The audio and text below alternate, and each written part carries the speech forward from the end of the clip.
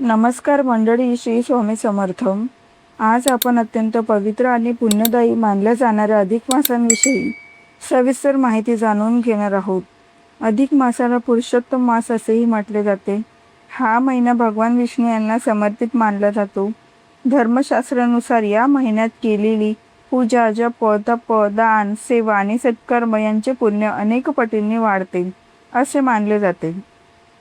सन 2026 मध्ये अधिक मास 17 मे 2026 पासून सुरू होऊन 15 जून 2026 पर्यंत राहणार आहे.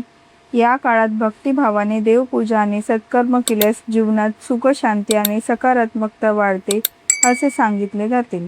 अधिक मास हा फक्त धार्मिक विधी करण्याचा महिना नाही, तर स्वतःमध्ये बदल घडवून आणण्याचा काळ आहे. या महिन्यात मन शुद्ध ठेवणे, वाईट सवयी सोडणे, देवभक्ती वाढवणे आणि इतरांना मदत करणे याला खूप महत्त्व दिले जाते. आता आपण बघूया अधिक मासात काय करावे. 1. पहाटे लवकर उठावे. अधिक मासात ब्रह्ममुहूर्तावर उठणे अत्यंत शुभ मानले जाते. पहाटेची वेळ ही देवभक्तींसाठी सर्वोत्तम असते. या वेळेत वातावरण शांत आणि सात्विक असते. सकाळी लवकर उठल्याने मन प्रसन्न राहते आणि दिवसाची सुरुवात सकारात्मक ऊर्जेने होते. 2. रोज स्नान करून स्वच्छ कपडे परिधान करावेत. अधिक मासात शरीर आणि मनाची शुद्धी खूप महत्त्वाची मानली जाते. रोज स्नान करून स्वच्छ कपडे घालावेत. शक्य असल्यास पिवळ्या किंवा साध्या कपड्यांचा वापर करावा, कारण पिवळा रंग भगवान विष्णू यांना प्रिय मानला जातो. 3. भगवान विष्णूंची पूजा करणे. हा महिना विशेषतः भगवान विष्णूंना समर्पित असल्यामुळे रोज त्याची पूजा करावी. पूजा करताना तुळशीपत्र, पिवळी फुले, चंदन आणि नैवेद्य अर्पण करावा. यामुळे घरात सुख शांती राहते असे मानले जाते. 4. तुळशी पुढे दिवा लावावा. तुळस ही अत्यंत पवित्र मानली जाते. अधिक मासात सकाळ संध्याकाळ तुळशी पुढे तुपाचा दिवा लावल्यास घरातील नकारात्मकता दूर होते असे मानले जाते. 5. मंत्र जप करावा. ओम नमो भगवते वासुदेवाय. ओम नमो नारायण रामकृष्ण हरी. श्री स्वामी समर्थ या मंत्रांचा जप करावा. मंत्र जपामुळे मन शांत राहते आणि श्रद्धा वाढते. 6. विष्णू सहस्रनाम पठण करावे. विष्णू सहस्रनाम पठण केल्याने मानसिक शांती आणि आध्यात्मिक शक्ती मिळते असे सांगितले जाते. 7. धार्मिक ग्रंथांचे वाचन करावे. अधिक मासात धार्मिक ग्रंथ वाचनाला विशेष महत्त्व आहे. भगवद्गीता, श्रीमद भगवत, रामरक्षा, गुरुचरित्र यांचे वाचन केल्याने मन भक्तीत रमते. 8. एकादशीचे व्रत करावे. एकादशी उपवास अधिक मासात खूप पुण्यदायी मानला जातो. उपवासामुळे शरीर आणि मन दोन्ही शुद्ध राहतात. 9. अन्नदान करावे. गरिबांना आणि गरजू लोकांना अन्नदान करावे. अन्नदान हे सर्वश्रेष्ठ दान मानले जाते. 10. वस्त्रदान करावे. गरजू लोकांना कपडे द्यावेत. अधिक मासात केलेले दान विशेष फलदायी मानले जाते. 11. गायीची सेवा करावी. गायीला चारा द्यावा, तिची सेवा करावी. हिंदू धर्मात गायीला पूजनीय मानले जाते. 12. पक्ष्यांना पाणी ठेवावे. उन्हाळ्यात पक्ष्यांसाठी पाण्याची व्यवस्था करणे हे मोठे पुण्यकर्म मानले जाते. 13. आई वडिलांची सेवा करावी. आई वडील हे देवासमान मानले जातात. त्यांची सेवा केल्याने देवाची कृपा मिळते असे मानले जाते. 14. मंदिरात दर्शन द्यावेत. विष्णू, कृष्ण, दत्त किंवा स्वामी समर्थ मंदिरात जाऊन दर्शन द्यावेत. मंदिरातील सात्विक वातावरण मनाला शांत करते. 15. सत्संग ऐकावा. भजन, कीर्तन, हरिपाठ आणि प्रवचन ऐकावे. यामुळे मनातील वाईट विचार दूर होतात. 16. नामस्मरण करावे.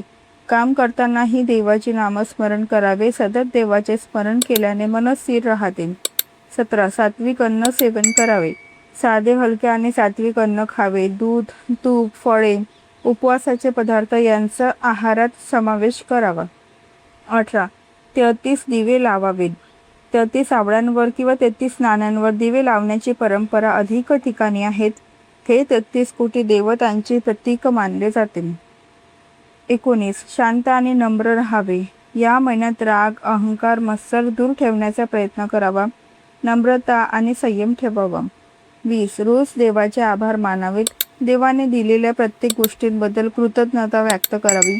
यामुळे मन समाधानी राहते. आता आपण बघूया अधिक मासात काय करू नये. 1. लग्न कार्य करू नये. अधिक मासात लग्न, साखरपुडा म्हणजे यासारखी शुभ कार्ये सहसा केली जात नाहीत. 2. प्रवेश टाळावा. नवीन घरात प्रवेश किंवा वास्तुशांती टाळली जाते. 3. भांडण करू नये. घरात वाद विवाद आणि कटू बोलणे टाळावे. 4. खोटे बोलू नये. सत्य बोलण्याचा प्रयत्न करावा. खोटेपणापासून दूर राहावे. 5. दुसऱ्यांची निंदा करू नये. चुगली, निंदा आणि वाईट बोलणे टाळावे. 6. मांसाहार करू नये. या महिन्यात सात्विक जीवन जगणे महत्त्वाचे मानले जाते. 7. मद्यपान टाळावे. मद्यपान आणि वाईट सवयींपासून दूर राहावे. 8. कांदा लसूण टाळावे. अनेक जण अधिक मासात तामसिक पदार्थ खाणे टाळतात. 9. राग करू नये. रागामुळे मन अशांत होते. शांत राहण्याचा प्रयत्न करावा. 10. अहंकार ठेवू नये. अभिमान आणि गर्व दूर ठेवावा. 11. प्राण्यांना त्रास देऊ नये. मूक प्राण्यांवर दया करावी. 12. गरिबांचा अपमान करू नये. गरजू लोकांना मदत करावी. त्यांची थट्टा करू नये. 13. देवपूजेत आळस करू नये. रोज नियमित पूजा करावी. 14. अपशब्द वापरू नये. प्रेमाने आणि नम्रतेने बोलावे. 15. नकारात्मक विचार करू नयेत. मत्सर, लोभ, द्वेष यापासून दूर राहावे.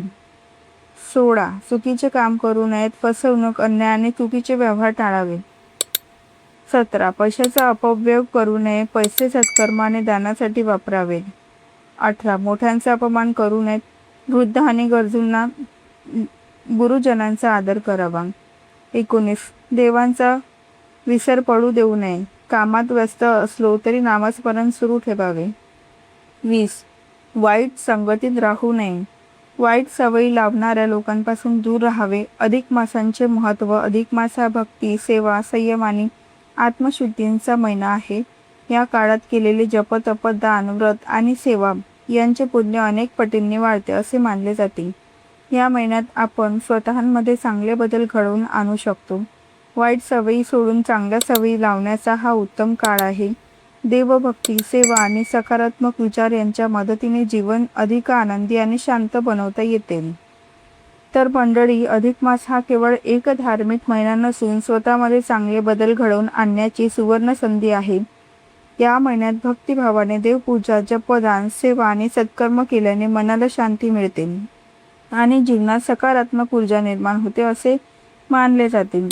अधिक मासात राग, लोभ, मत्सर, अहंकार यासारख्या वाईट गोष्टी दूर ठेवून प्रेम, नम्रता, सेवा आणि श्रद्धा वाढवण्याचा प्रयत्न करावा. देवाचे नामस्मरण, तुळशीची सेवा, अन्नदान, ग्रंथ वाचन आणि आईवडिलांची सेवा यामुळे जीवन अधिक सुंदर आणि समाधानी बनते. या पवित्र महिन्यात आपण सर्वांनी चांगले विचार करावेत, इतरांना मदत करावी आणि देवभक्तीने जीवन उजळून टाकावे हीच प्रार्थना. धन्यवाद. श्री स्वामी समर्थ. जय जय स्वामी समर्थ.